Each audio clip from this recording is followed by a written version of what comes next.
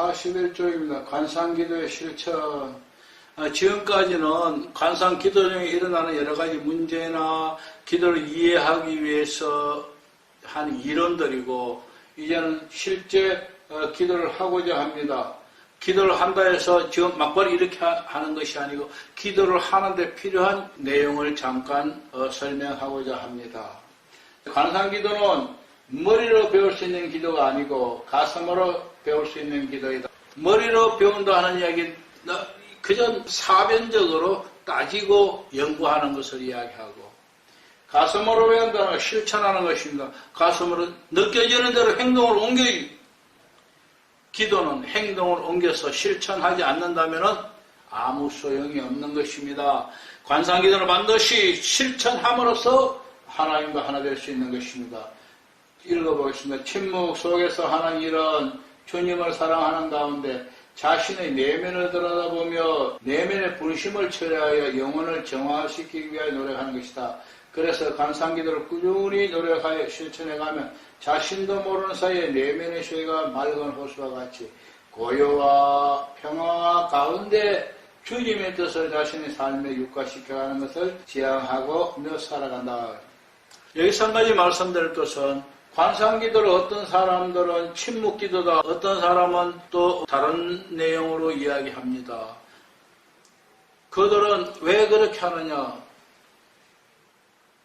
원래 영성가들이 책을 번역했다면은 그들 나름대로 한 가지 표현하거나 서로가 통하는 말을 할 텐데, 대부분은 영성가가 아니라 영어를 아는 사람, 라틴을 아는 사람, 그들이 은혜 받은 대로 책을 번역하기 때문에 그 용어들이 많은 차이가 있습니다. 가톨릭 교회 안에서도 차이가 있고 계신 것 한 예를 든다면, 왜 향신기도냐? 관상기도 자체는 내면을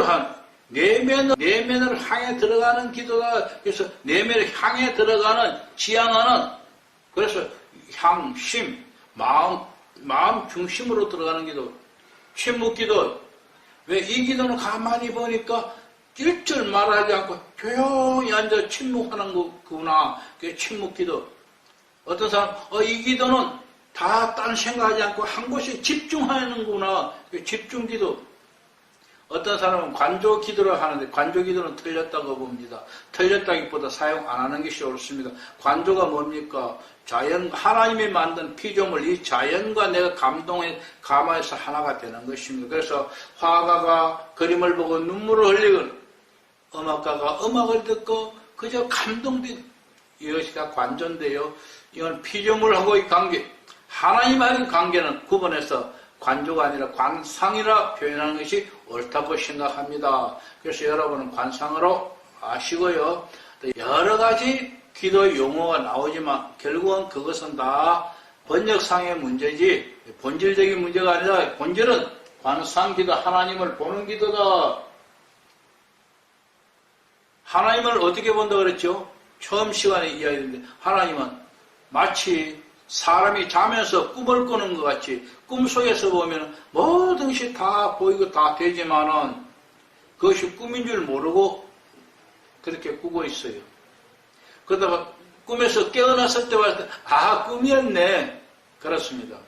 관상기도도 기도 중에 바로 그 꿈과 같이 그 속에서 하나님 보고 듣고는 마치 현실과 같이 진행되지만은 거기에서 현 상태로 돌아올 때, 무의식의 상태에서 의식의 상태로 돌아올 때, 내가 그랬었구나. 내가 무의식 상태 속에 들어갔었구나 깨닫게 됩니다. 내면의 분심을 처리하여 영혼을 정화시키기 위해 노력하는 것이다. 영혼을 정화시키는 것. 제가 회개라 표현하지 않고 정화라는 표현을 하는 이유를 말씀드렸습니다. 그 정화와, 여기 정화는 내가 생각나는 대로, 느끼는 대로, 본 대로 다 내가 정화할 수 있지만, 그럼에도 불구하고 내가 하지 못하는 것, 수없이 많은 내가 정화하지 못한 것, 하나님이 아시고 다 이해하시지만은, 그럼에도 불구하고 하나님이 이해 못하는 것, 너는 이거는 반드시 정화해야겠다 하는 것이 있으면 하나님 우리에게 보여주십니다. 어떤 사람에게는 마치 필름으로 지나가는 것이 영화같이 지나가는 것을 보여줄 수도 있습니다. 또 어떤 사람은 한 장면만 보여줄 수도 있습니다. 하나님의 방법으로 보여주심, 이것을 뭐라냐? 하나님이 조명해 준다. 하나님이 조명해 주면 나는 수동적으로 정화해야 합니다. 내가 하는 정화는 능동적으로 해야 하지만 이 조명은 정화는 정화지만 하나님이 비춰줘서 조명해줘서 정화하는 수동적인 정화다. 정화와 조명의 과정을 거치면 하나님의 사랑으로 하나 되어 주십니다. 그러나 반드시 정화와 조명의 단계를 거쳐야 하는 건 아닙니다. 내가 정화를 다 했을 때 하나님 보시기에 그래 특별히 네가 더 정화해야 할 것이 없다. 하나님이 이해하시고 하나 되어 주시면 정화 과정을 거쳐서 조명을 하지 않고도 하나 되어 주시는 하나님이십니다. 내가 정화 조명 일체 단계가 있다 했지만 실제는 정화 조명 일체 외에 죽으면 가는 영화 단계도 있다. 그러나 살아서 하는 건 아니기 때문에 정화 조명 일체 단계만 이야기한다 그랬습니다. 일체 단계에도 깊이가 있다. 시작, 관상의 시작의 단계, 영적 약혼의 단계가 있고 영적 결혼의 단계가 있고 영화의 단계가 있다. 변화하는 일체의 단계다. 그런 말씀을 드렸습니다.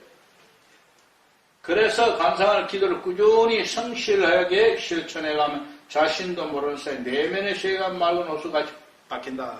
맑은 호수는 잠잠하죠. 맑지 않은 호수는 바람이 불고 물결이 치는 건 맑지 않지요. 거기다 뻘물이 있으면 안 되죠. 자, 그러면은 이러한 기도에 전제 조건이 있는데 전제 조건은 믿음입니다. 뭘 믿어야 합니까? 첫째는 주님은 이미 우리와 함께하고 계심을 전제하고 있다. 주님이 우리와 함께하고 쉽게 말해서 내 안에 하나님이 계신다. 내재하시는 하나님 내 안에 계신다는 거예요. 만약 내 안에 안 계시고 하늘에 계신다면 달 따라가든지 별 따라가서 하나님 따와야 해죠. 그런데 우리 하나님 그러지 않으십니다.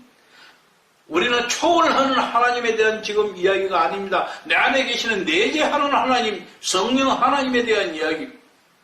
그래서 내 안에 성령이 함께 하고 계신다는 것을 믿어야 합니다. 두 번째는 주님은 기도하는 나를 온전히 하신다. 내 안에 하나님이 계셔도 하나님이 만약에 내가 좀 경망스러운 이야기지만은 여러분 이해를 도우기 위해서 내 안에 계신 하나님, 성령 하나님 멍텅구리라면 어떡하죠? 가르쳐줘야 돼. 하나하나 일일이 다 가르쳐줘야 돼. 여러분은 하나님을 어떡합니까? 가르쳐주잖아요. 하나님 이거 해주세요. 하나님 모를 것 같아서 이것도 해주시고요. 이렇게 해주시고요. 저렇게 해주시고. 그런데 하나님은 어떤 하나님? 내 안에 계신 하나님은 삼위의 하나님, 성부, 성자, 성령, 삼위일체의 삼위의 하나님. 그 하나님은 전지전능하신 하나님, 무소부지하셔서 내 속에 들어와 계시고 내 속에 계신 그 하나님 전지전능하신 하나님 나를 다 알고 계십니다. 그러므로 내가 그분께 이래라 저래라 이겁니다 저겁니다 가르쳐줘야 할 이유가 없습니다. 나보다 더 잘하셔요. 나를 온전하게 아십니다. 그래서 성령 하나님 나를 알고 하나님을 아시기 때문에 그는 내 속에서 하나님의 뜻은 이런데 나는 이렇게 가면은 성령이 답답해서 탄식하며 눈물을 흘리며 아버지 앞에 간구하는 하나님 이래도 내가 바로 잡아주고 싶지만 나는 영이고 얘는 육이니까 그러지도 못합니다. 하나님 어떻게 하든지 눈물을 흘리며 우리를 위하여 간구하고 있습니다. 우리는 그 하나님 성령 하나님을 믿고 아멘 아멘 그렇게 되기 원합니다. 그리고 주님 앞에 나가서 주여 말씀하소서 종이 듣겠나이다. 주여 말씀하소서 종이 듣겠습니다. 이렇게 조용히 주님 앞에 나가서 주님이 보여주시면 보고 들려주시면 듣고 그것이 우리의 할 일입니다.